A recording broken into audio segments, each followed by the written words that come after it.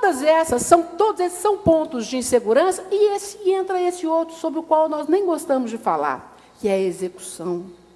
Né? E ela? E a execução, de que nós nunca falaremos o bastante, de que nós não temos nem coragem de falar. E ela? E a sanção vivida na essência? E Kelsen vivido na essência? Porque Kelsen que diz norma, sanção, dentro da estruturação. Sanção é execução forçada, ele diz isso, né? Que tal se nós ouvíssemos aí, ministra, falou dos oficiais de justiça, os agentes penitenciários dos oficiais de justiça, para entender como é que é segurança e insegurança em torno do processo de fazer execução, de fazer cumprir a sanção, de fazer a sanção. Pode mudar. E o juiz, ele pode criar? Ele cria. Ele cria com a lei, sempre criou. Eu pus aí embaixo o bom juiz Manhot. Quando eu estudava na faculdade, hoje eu pergunto, até quando eu perguntei para os meninos lá se ainda falam do juiz Manhot, todo mundo falou assim.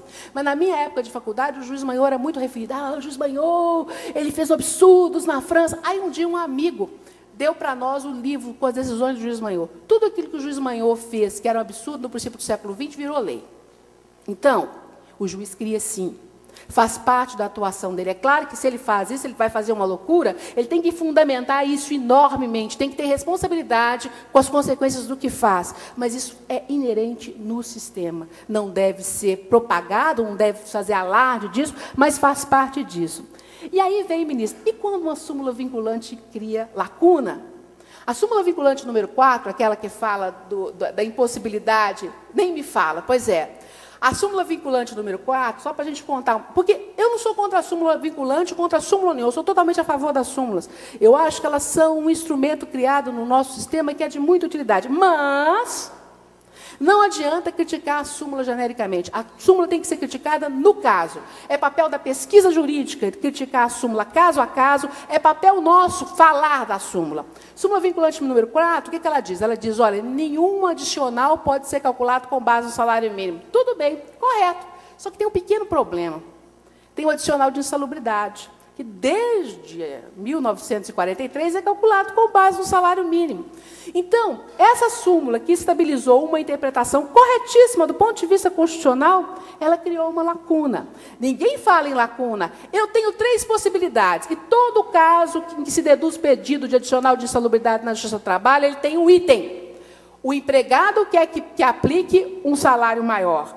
O empregador quer que nem dê adicional, até que nem dê adicional de salubridade, eles não pedem, não, porque eles sabem que isso seria impossível. Mas, do ponto de vista da situação, o juiz do trabalho tem 3 possibilidades, pelo menos. Dizer, não pode usar mais o salário mínimo, logo não existe mais adicional de insalubridade. Isso não tem sido dito, não vai ser dito nunca na Justiça do Trabalho, mas por causa da teleologia, blá, blá, blá, os senhores estão cansados de saber disso, eu não vou falar disso.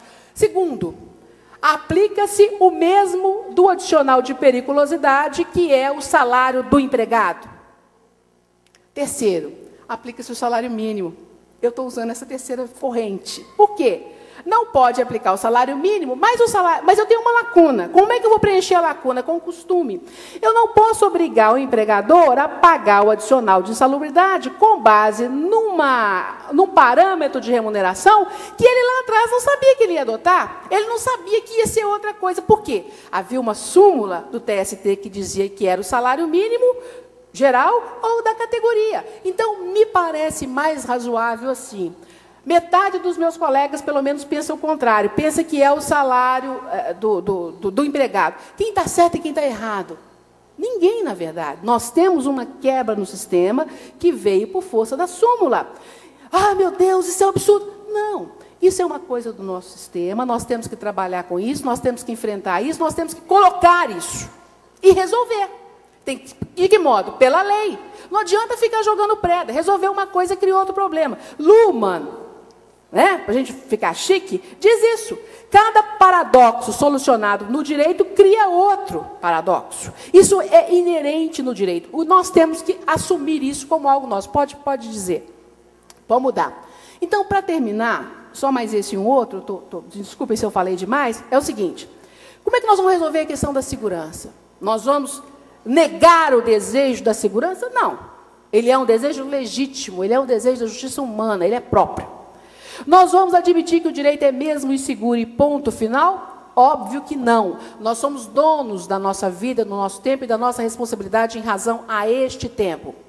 Ou nós vamos dar a conhecer como são feitas as salsichas? Não tem esse ditado? Que se a gente soubesse como são feitas as salsichas e as leis, a gente não comeria salsichas? E não, os jornalistas, outro dia eu vi que os jornalistas usam a mesma coisa. Se soubessem como são feitos os jornais, não se leriam jornais. Então, isso aqui é uma comparação usada a tudo aquilo que é difícil, inseguro e incerto.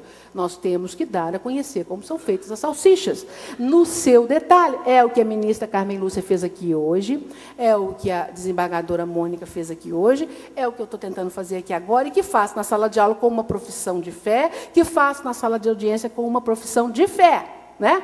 Porque quando chega lá alguém que tem uma empresa falida do lado de cá, que está propondo pagar de 10 vezes, eu pergunto para o reclamante, para o seu advogado, escuta aqui, você acha que eu consigo trazer esse dinheiro para o processo em 10 meses?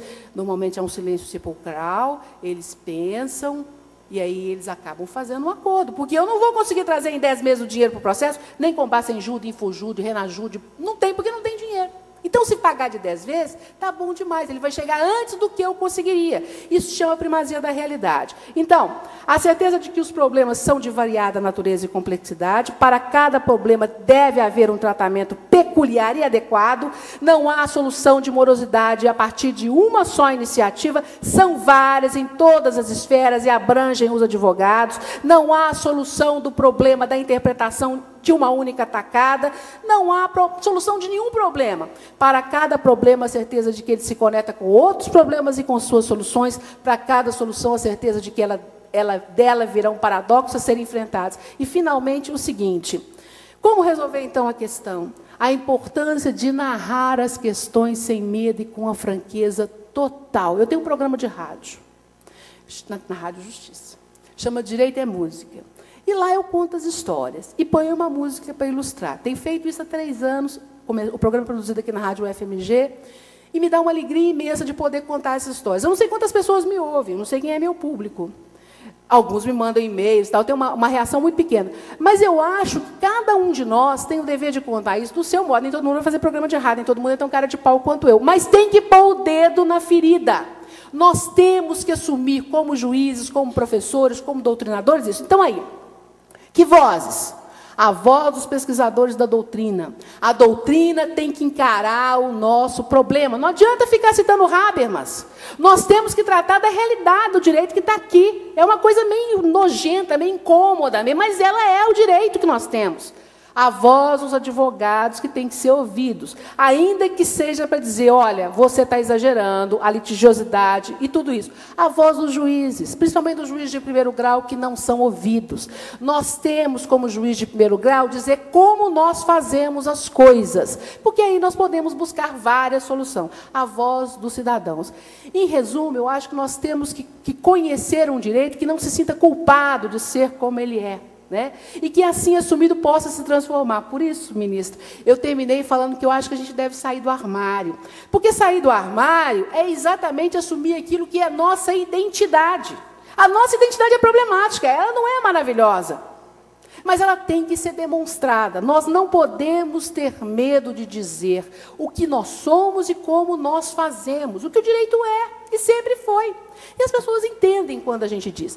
Muito obrigada. Desculpem se eu falei demais, desculpem se eu exagerei, mas me deu muito prazer preparar esse material e muito prazer estar aqui com os senhores. Muito obrigada.